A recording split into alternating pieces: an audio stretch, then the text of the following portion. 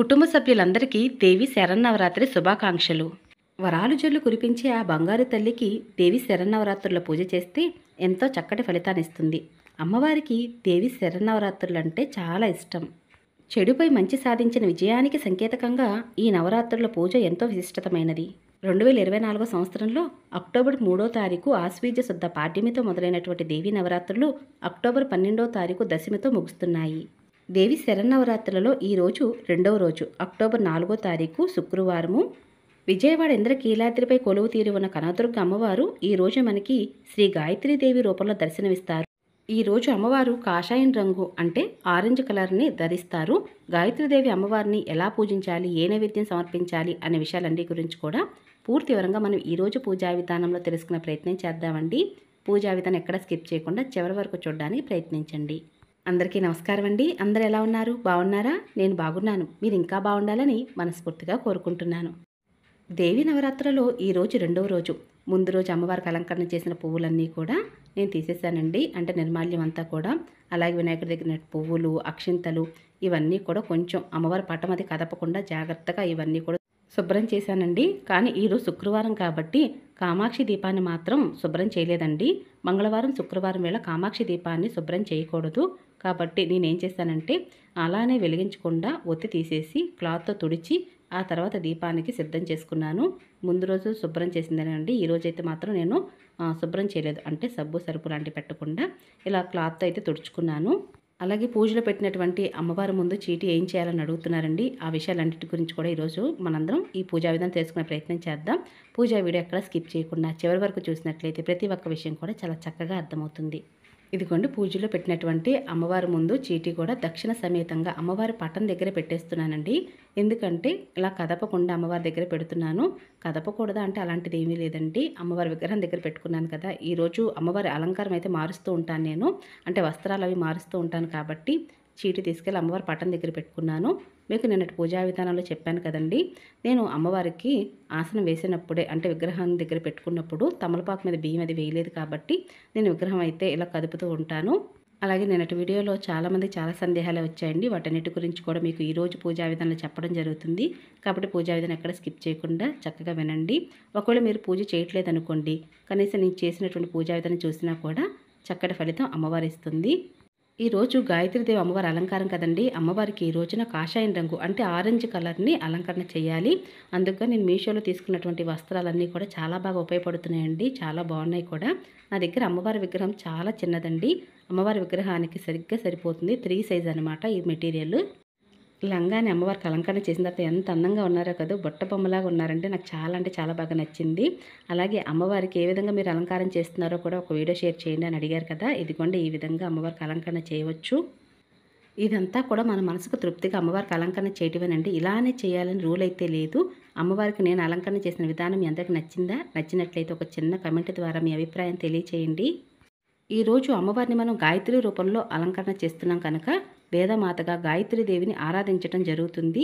వేదం చదువుతున్న వారు ఎవరైతే ఉంటారో వారు ఉదయం పూట అమ్మవారిని పూజిస్తున్నప్పుడు గాయత్రిగాను, మధ్యాహ్నం పూజిస్తున్నప్పుడు సావిత్రిదేవిగాను, సాయంత్రం వేళ పూజలు చేస్తున్నప్పుడు సరస్వతిగాను అమ్మవారిని పూజించాలండి. వేదం చదువుతున్న వారే కాదండి, జ్ఞానం ప్రసాదించమని అమ్మవారిని ఈరోజు ఎవరైనా సరే గాయత్రి మంత్రం చదువుతూ అమ్మవారిని ఆరాధన చేయడం ద్వారా జ్ఞానాన్ని అమ్మవారు ప్రసాదిస్తుంది. గాయత్రి మంత్రంలోని 24 బీజాక్షరాలలో 24 దేవతలు ఉన్నారన్నది మన పెద్దల మాట. కాబట్టి ఈరోజు ప్రతి ఒక్కరు కూడా గాయత్రి మంత్రాన్ని చదవచ్చు. గాయత్రి మంత్రం పరబ్రహ్మ స్వరూపం, మోక్ష పదాన్ని ఇస్తుంది. అయితే ఈ గాయత్రి మంత్రానికి అంత ప్రాముఖ్యత కూడా ఉంది. మీరు ఎవరికైనా గాయత్రి మంత్రం తెలియనట్లయితే మీకు స్క్రీన్ మీద ఇస్తానండి. గాయత్రి మంత్రాన్ని అందరూ చదవచ్చు.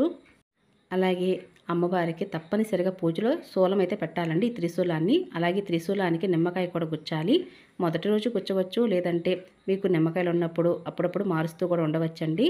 అమ్మవారికి అలంకరణ చేసిన తర్వాత నమస్కరించుకొని అమ్మవారి పక్కనే ఇలా త్రిశూలాన్ని అయితే పెడుతున్నానండి. అమ్మవారికి అలంకరణ చేస్తున్నప్పుడు నాకు ఏమనిపించిందంటే, నాకు కొంచెం చిన్న విగ్రహం కదండి, అంత బాగా కనిపించట్లేదేమో అమ్మవారు అనిపించి వెనక పక్క క్రౌన్ పెడదాం అనుకున్నాను. నా దగ్గర ఈ క్రౌన్ అయితే ఉంది. బాగుంది కదండి చూడడానికి. అమ్మవారి యొక్క శక్తి స్వరూపమైన త్రిశూలమే వెనకమాల పెడుతున్నట్లుగా అనిపించింది. నాకు చాలా బాగా నచ్చింది. అమ్మవారికి అలంకరణ చేసిన తర్వాత మరింత బాగా అనిపించింది. అయితే పడిపోతూ ఉందండి. అందుకని ఒక నిమ్మకాయని ఇలా కట్ చేసి మధ్యలో పెడదాం అనుకున్నాను. బాగుంది కదండి క్రౌను. చాలా బాగా నచ్చింది. చక్కగా పసుపు కుంకుమలతో అలంకరణ చేసినాక, అమ్మవారికి అలంకరణ చేశాక మరింత అందాన్ని తీసుకొచ్చింది. అలాగే ఈ రోజున అమ్మవారికి గంధం రంగు చీరను గాని, లేదా కాషాయం రంగు చీరను గాని అలంకరణ చేస్తూ ఉంటారు కదా! అందుకు గాని నేను పసుపు రంగు పూలతో ఈరోజు అమ్మవారికి అలంకరణ చేద్దాం అనుకున్నానండి. ఈ పూలన్నీ కూడా మా పెరట్లోవి. కాబట్టి చక్కగా పూలన్నీ కోసుకువచ్చి మాలగా కట్టిన తర్వాత, అమ్మవారికి అలంకరణ చేసిన తర్వాత మరింత అందాన్ని తీసుకొచ్చాయండి ఈ పువ్వులు. అలాగే మన సబ్స్క్రైబర్స్‌లో ఒకరికొచ్చినట్టు సందేహం ఏమిటి అంటే, ప్రతిరోజు కూడా దీపపు కుందులను మారుస్తూ ఉండాలా, కొత్త దీపాలను వెలిగించాలా అని. అలాంటిదేమీ లేదండి. మీ దగ్గర ఉన్నటువంటి దీపపు కుందులని శుభ్రం చేసి వాటిని వాడవచ్చు. మీ దగ్గర 2 సెట్లు ఉన్నట్లయితే పూజ కోసం ఉదయం వేళ, సాయంత్రం వేళ దీపారాధన చేయాలి కదండీ! అందుకు గాను 2 సెట్లు ఉన్నట్లయితే ఉదయం వేళ, సాయంత్రం వేళ దీపారాధన చేయవచ్చు.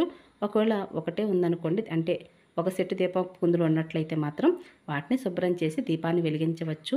లేదా మట్టి ప్రమిదల్లో కూడా దీపాన్ని వెలిగించవచ్చు. మీ అందరికీ ఎప్పుడు చెప్తున్నట్లుగానే పూజలో లోపం ఉండవచ్చు కానీ భక్తిలో అయితే అస్సలు లోపం ఉండకూడదండి. మనస్ఫూర్తిగా అమ్మను పూజించిన వారికి తప్పకుండా అమ్మ వారి కొంగును బంగారం చేస్తుంది. అలాగే మీ మనసులో ఉన్న సంకల్పాన్ని అమ్మవారి ముందు ఉంచి నమస్కరించుకొని, మీ గోత్రనామాలు చెప్పుకొని, ఒక చీటీ మీద మీ మనసులో ఉన్న సంకల్పం చెప్పుకొని అమ్మవారి ముందు సమర్పించండి అని చెప్పాను కదండీ! అది మొదటి రోజే చేయాలండి, ఇంకే రోజు చేయకూడదా అంటే, మీరు ఎప్పుడైతే అమ్మవారిని పూజిద్దాం అనుకుంటున్నారో ఆ రోజే మీరు చీటీ పైన రాసి అమ్మవారికి సమర్పించండి. ఈరోజు అమ్మవారి ముందు నేనైతే 3 దీపాలు వెలిగిస్తున్నానండి. ముందుగా నిత్య దీపారాధన. ఈరోజు కూడా ఎర్రటి ఒత్తులతో దీపారాధన చేస్తున్నాను. అలాగే కామాక్షి దీపాన్ని వెలిగించాను. ఇంకా వినాయకుడికి ముందైతే పూజ చేస్తున్నాను. వినాయకుడికి ఎర్రటి మందార పువ్వులు అంటే చాలా ఇష్టం కదండీ! అందుకని ఎర్రటి మందార పువ్వులతో అలంకరణ చేశాను. అమ్మవారికి అలంకరణ చేసినట్టు నిమ్మకాయల మాల ప్రతిరోజు మార్చాలా, కొత్త నిమ్మకాయల మాల వేయాలని అడుగుతున్నారండి. అలాంటిది ఏమీ లేదండి. కొత్త నిమ్మకాయల మాలను వేయనవసరం లేదు. నిమ్మకాయల మాల మంచిగానే ఉంటాయి కదండీ! కొంచెం ఎక్కువ కాలమే ఉంటాయి. అంటే 4, 5 రోజులు కూడా బాగానే ఉంటాయి కాబట్టి కొంచెం పాడవుతుందని తెలిసినప్పుడు తీసేసేయచ్చు. మళ్ళీ కొత్త నిమ్మకాయల మాల వేయవచ్చు. కానీ ప్రతిరోజు నిమ్మకాయల మాలని, కొత్త నిమ్మకాయల మాలను అయితే వేయనవసరం లేదు. మీ దగ్గర ఉన్నటువంటి వినాయకుడు ఏ వినాయకుడిని అడుగుతున్నారండి? తెల్ల జిల్లేడు వినాయకుడు అండి నా దగ్గర ఉన్నటువంటి. నా దగ్గర సిల్వర్‌లోని వినాయకుడు ఉన్నాడు. అలాగే కాణిపాక వినాయకుడు ఉన్నాడు. కానీ అలాగే నేను పూజలో పెట్టుకున్నప్పుడు మాత్రం ఇలా జిల్లేడు వినాయకుడిని పూజలో పెట్టి పూజిస్తూ ఉంటాను. ఇలా తెల్ల జిల్లేడు వినాయకుడికే పూజలు అవి చేస్తూ ఉంటాను. ఇక స్వామివారికి చక్కగా ఎర్రటి మందారాలతో అలంకరణ చేసి, అక్షంతలతో అష్టోత్తరము, దీపం ధూపం చూపించి, పండు లేదా బెల్లమైనా సరే నైవేద్యంగా పెట్టవచ్చు. పూజ అనంతరము 2 అక్షంతలు తీసుకొని తల మీద వేసుకోండి.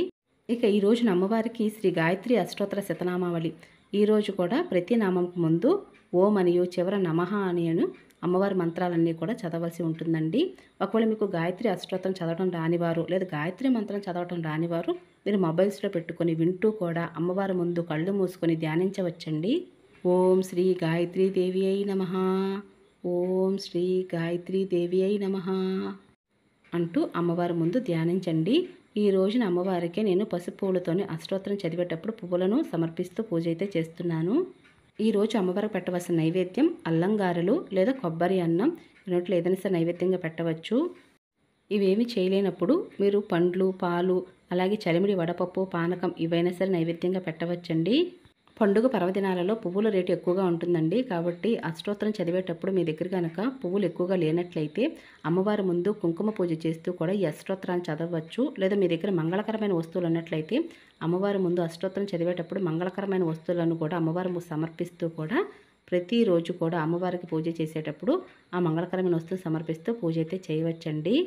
ఎక్కువ మంది అడుగుతున్న ప్రశ్న ఏమిటి అంటే, ఆడవారికి ప్రకృతి వల్ల వచ్చేటటువంటి పీరియడ్ టైం వలన మాకు ఈరోజు 4వ రోజు, ఈరోజు 5వ రోజు దేవీ నవరాత్రులు మేము ఎప్పుడు పూజ చేసుకోవచ్చు, మళ్ళీ మేము ఇంటిని పూజా గదిని ఎప్పుడు శుభ్రం చేయాలని కూడా అడుగుతూ ఉన్నారు.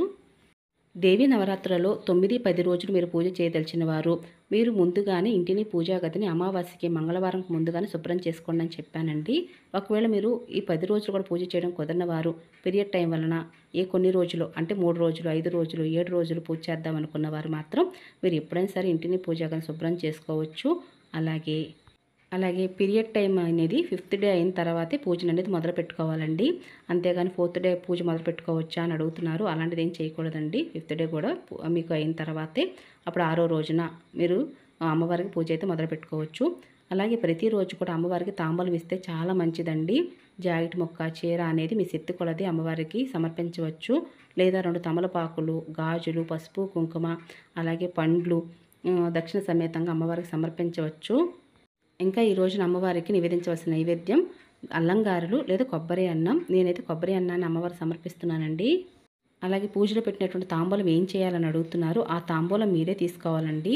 ఇది అమ్మవారి యొక్క ప్రసాదంగా భావిస్తూ అమ్మవారి యొక్క దీవెనగా మీరు భావించి తీసుకోవాలి. అమ్మవారి పూజ చేయదలిచిన వారు అమ్మవారి యొక్క అనుగ్రహం వలన మీరు ఈ పూజనైతే మొదలుపెట్టుకోవచ్చండి. అలాగే ఇంటి కుటుంబ సభ్యుల సహకారం కూడా ముఖ్యమే. కాబట్టి ఇంట్లో వాళ్ళని కూడా ఒకసారి అడిగి అప్పుడు పూజనైతే మొదలుపెట్టుకోండి. ఎప్పుడు కూడా పూజ అమ్మవారు చేసేటప్పుడు శక్తి, యుక్తి రెండూ కావాలండి. కాబట్టి అమ్మవారి యొక్క అనుగ్రహంతో పాటు కుటుంబ సహకారం కూడా ఉండాలి. అలాగే అమ్మవారి పూజలో తప్పనిసరిగా 2 పూట్ల కూడా మీరు ధూపాన్నైతే వేయవలసి ఉంటుంది. ఆవు పిడకలతో కానీ లేదా పంచగవ్య దీపాలు ఉన్న వాటన్నిటిని మీరు కొంచెం ఆర్తబెల్ల వేసి వెలిగించి ఇల్లంతా కూడా ధూపం వేయవచ్చు. ఇవేమీ లేకపోయినా సరే కప్ ధూప్ స్టిక్స్ ఉంటాయి కదండి, వాటితో అయినా సరే ఇల్లంతా ధూపాన్ని వేయండి. అమ్మవారికి చాలా అంటే చాలా ఇష్టం అండి, ఎంతో ప్రీతి చెందుతారు. అలాగే పూజ అనంతరం అమ్మవారికి నైవేద్యం పెడతాం కదా, ఆ నైవేద్యాన్ని కూడా మీరు దీపం గగనం అవ్వకముందే అంటే కొంచెం సేపు ఒక అరగంట సేపు అట్లా అయిన తర్వాత నైవేద్యం తీసుకొని కుటుంబ సభ్యులందరూ కూడా తినాలి. అలాగే ఇంటి చుట్టుపక్కల వాళ్ళకు కూడా పంచిపెట్టాలి.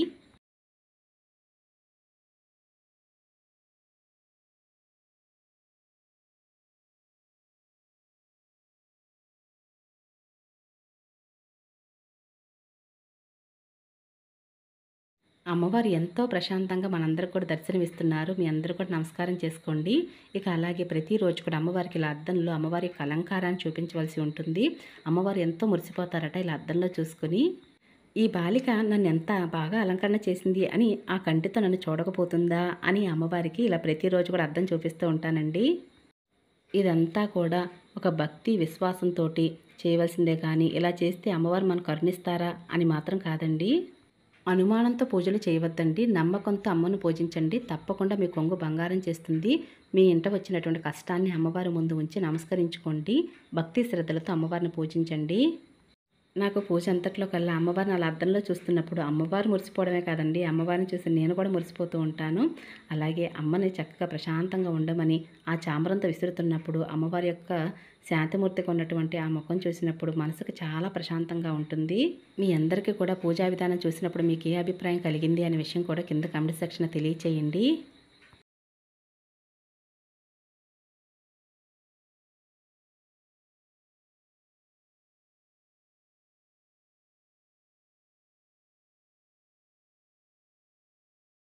అలాగే పూజలో ఉపయోగించినటువంటి పువ్వులు ఇవన్నీ కూడా ఏం చేయాలని అడుగుతున్నారండి. ఇదంతా కూడా పూజ అనంతరము ఉదయం వేళ సాయంత్రం వేళ పూజ చేసిన తర్వాత మరుసటి రోజు పూజ చేస్తున్నప్పుడు ముందుగానే ఈ నిర్మాల్యాన్ని అంతటిని కూడా తీసుకొని ఒక కవర్లో పెట్టుకోండి. ఈ 9-10 రోజుల పూజ అనంతరము ఆ పువ్వులు ఏం చేయాలో కూడా మీకు మరొక వీడియోలో షేర్ చేస్తూ ఉంటాను. మన వీడియోస్ని ఇంకా ఫాలో అవ్వని వాళ్ళు మన ఛానల్ సబ్స్క్రైబ్ చేసి లైక్ చేసి షేర్ చేయండి. ఇప్పటికే మన ఛానల్ ఫాలో అవుతున్న వారు లైక్ ద్వారా మీ అభిప్రాయం తెలియచేయండి. ఇక ఇదేనండి ఈరోజు పూజా విధానం. మీ అందరికీ నచ్చిందని అనుకుంటున్నాను. నచ్చిందా? నచ్చినట్లయితే మీ ఫ్రెండ్స్కి రిలేటివ్స్కి ఫార్వర్డ్ చేయండి. అలాగే లైక్ చేసి షేర్ చేసి కామెంట్ ఇవ్వండి.